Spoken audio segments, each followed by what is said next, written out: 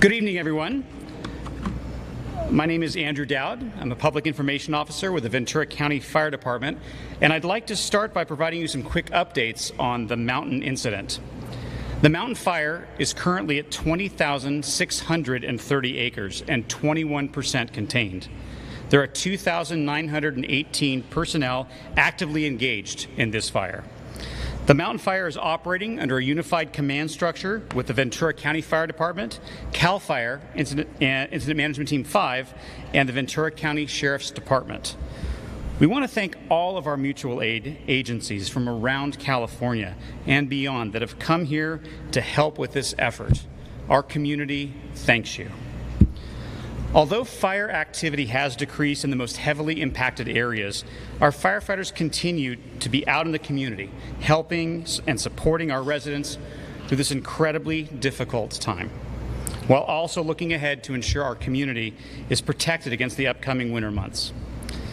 And just a quick note on the format of our press conference. Each of the speakers will be introducing themselves and giving an update on their respective areas of the incident. And we'd like to just ask to hold questions until the end, and we'll make sure that our speakers address them. So I'd like to first introduce our Operations Section Chief, Nick Cleary.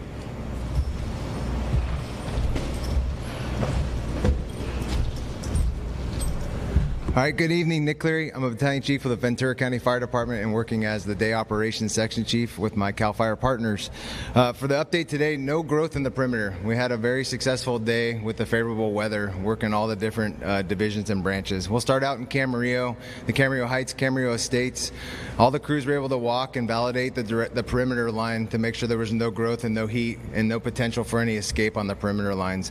Within the perimeter, crews continued to monitor, mop up, go through barrancas, answer calls for service. The calls for service were significantly less today, probably about 25% compared to a few days ago where we were in the 700 range. We had an opportunity today to use some technology of our UAS, which is our drone platforms. They flew a lot of the barrancas and the open fuel beds and were able to give us GPS coordinates so we could get crews to some pinpoint locations to put out hot spots. And then also the utility companies, we assisted them, the gas company and Edison, getting back into the estates area and kind of fixing some of the lines. As we get into the Somas proper area, Highway 118 was open. It didn't affect any of the firefighting operations. On the southern side of the fire, the only smoke we saw was off of Bradley and Balcom Road. There's that mulch pile. We've been working for a couple days. We continue to use heavy equipment, water tenders, and crews to kind of stir it up and try to get some of the heat out of it. You will see smoke in the area of Balcom and Bradley Canyon for the next few days. Coming on to that eastern corner, that was kind of our heel that we were worried about with the onshore flow. Crews were able to get into that line, walk in and validate it. There's no heat on that line. It's looking really good and it's holding. So it's really, that line was successful a few days ago. Coming along South Mountain Road from the east all the way to the west, there was no heat along South Mountain Road. Crews continue to patrol, mop up around the houses, and by the Todd Road Jail in the Santa Clara River bottom, we had a little bit of heat that we flew some helicopters, and then north of the Santa Clara River bottom, there's about a 50-acre parcel of ag land that has some mulch. We were able to get dozer line all the way around that, and there's a plan to kind of use a sprinkler system to keep all that cooled, but you will see smoke probably for the next several days in that area of Todd Road Jail, Santa Clara River, but it is all contained and no threat to the line. Some of the things I wanted to pass on: expect smoke in the area of Bradley and Balcom, and then also in the Santa Clara River for those mulch piles. If you do see our firefighters, please engage them to come help you. That's what they're there for. If you need help going through any rubble, if you need help moving something, if you have a question, please engage the firefighters. That's why we want them out in the community to engage you. And then the second thing, and we need to kind of remind ourselves, we cannot fly private drones in the fire area. We have a fire traffic area. We have a temporary flight restriction. Today we had a drone fly. When you guys fly private drones, our policy is to ground any aircraft and ground our drones. So we want to be able to keep our aircraft flying for the needs. We want to be able to use our drones to find the heat and do surveys of any damage. Please keep those private drones off the ground. Have a great night, and I'll talk to you guys tomorrow.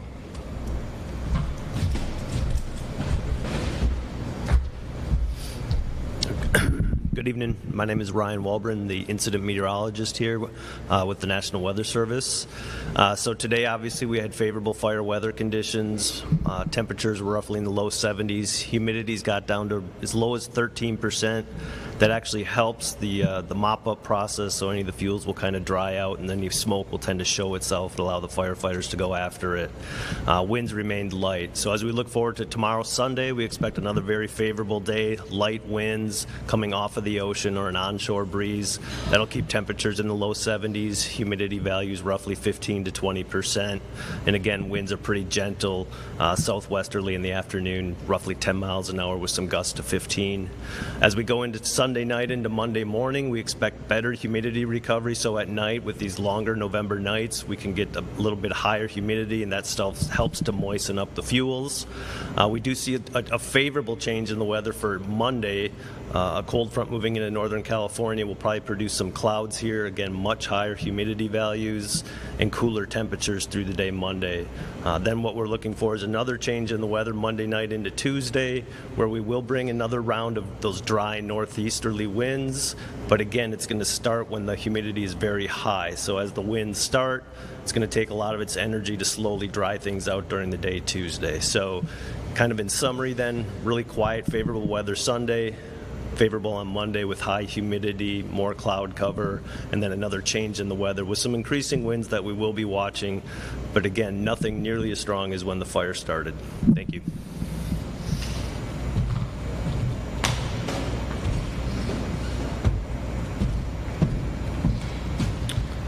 Good evening, everyone. Gene Potke, one of the damage inspection managers for the mountain incident. Today, as resources continue to arrive at scene, we have at least 12 inspection teams out in the field. With that, they have just collected just under 500 inspection points. I want to caution you that is raw data. That data has to be validated and verified by a team here at base camp that is being the second eyes on that data to ensure accuracy for reporting. So what I have to report to you now is that we have validated 104 destroyed structures, 25 damaged structures, and 75 structures with no damage. I'd like to thank Ventura County Sheriff's Department for their preliminary work, because it has helped focus the efforts of the damage inspection teams. Thank you.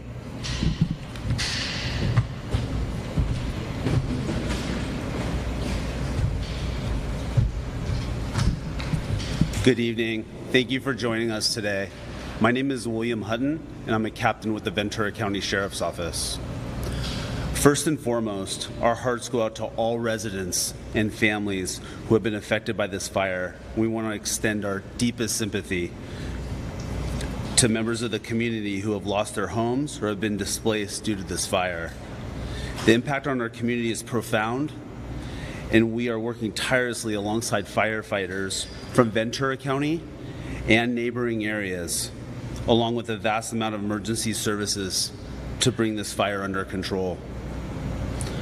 We want to recognize the CAL FIRE Incident Management Team, Ventura County Fire Department, and numerous other agencies that have responded to the mountain fire. Thanks to those efforts, we've been able to transition several areas previously under evacuation orders to evacuation warnings. It's important to note that re-entering any area that's been evacuated is potentially dangerous. Fire-impacted areas may contain hazardous materials, as well as smoldering debris, damaged utilities, and hotspots. We are working towards lifting evacuations as soon as it's safe to do so. For current evacuation zones, please refer to vcemergency.com. In the meantime, rest assured we're doing everything we can to keep neighborhoods safe. The Ventura County Sheriff's Office has a large contingency of patrol resources in effective neighborhoods to deter criminal activity and safeguard evacuated homes. Community members are urged to report any suspicious activity immediately, as the Sheriff's Office has a zero-tolerance policy for looting during this emergency situation. In case of an emergency, you can call 911 or the Sheriff's Office non-emergency line at 805-654-0000. 9511. We are happy to report that as of 3 p.m. today, Highway 18 is open for traffic. However, there are still some road closures in effect. The current list of road closures are also available at vcemergency.com. Later next week, the Ventura County Sheriff's Office of Emergency Services is working on opening a local assistance center to assist residents who have been impacted by the mountain fire. The local assistance center will have a variety of resources available from state and local agencies to help individuals, families, and businesses access available disaster assistance programs and services, putting our community on the road to recovery. Further details will be available at vcemergency.com. Recently, the Sheriff's Office learned that there have been several reports of vendors offering various restoration services to victims of this fire incident. Please check with your insurance companies prior to contracting with any vendors. Again, for the latest information on the mountain fire, make sure to visit vcemergency.com. Thank you.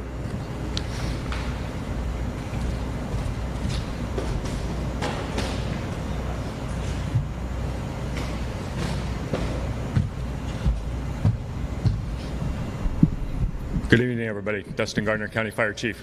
I just want to reiterate my appreciation for all of our partners, for our community's understanding, for all the firefighters that are continuing to do good work out there.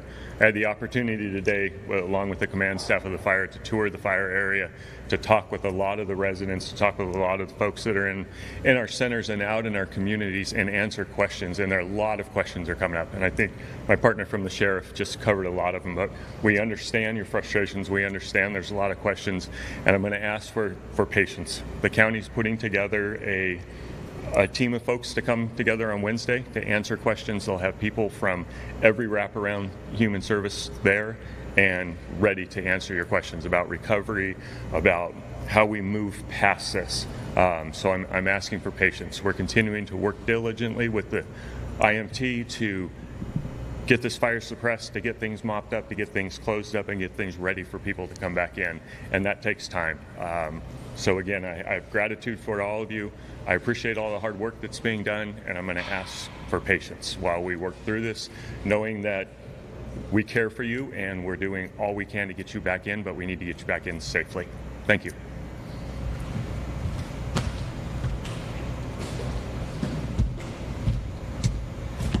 Thank you, Chief. Just a quick note, we're going to have all the speakers come back up on stage, and we can address any questions that you may have. I'll make sure to point out which of the respective areas one of these individuals can speak. Okay? Do we have any questions? If you'd like to go to the mic there. Okay. Hi. Hello. My question's for meteorologist Ryan Walbrun. You forecasted it to be 13% humidity pretty soon, and how that's going to help. Why does that help? So today one of the weather stations reported a 13% reading, so that was observed on the fire. So at this point of the fire, when it's more of like in a smoldering phase with the low humidities, it allows those fuels to consume and the smoke to show or anything that's out there. So versus if we bring in high humidity air right away, the fire can kind of hide. So it's favorable with the full sunshine and the dry air mass to allow any of the lingering fuels to consume with the dry conditions. Okay. And also the next Santa Ana wind event early next week, is that something that you're concerned about? It's something that we're watching closely, I'll say that. I would reiterate that it's a very different setup than the conditions that occurred when the fire started. So it is a northeasterly wind event, but it's going to happen with higher humidity at the onset, and the wind speeds right now do not look to be nearly as strong as when this fire first started. Okay, thank you. Thank you. Do we have any other questions?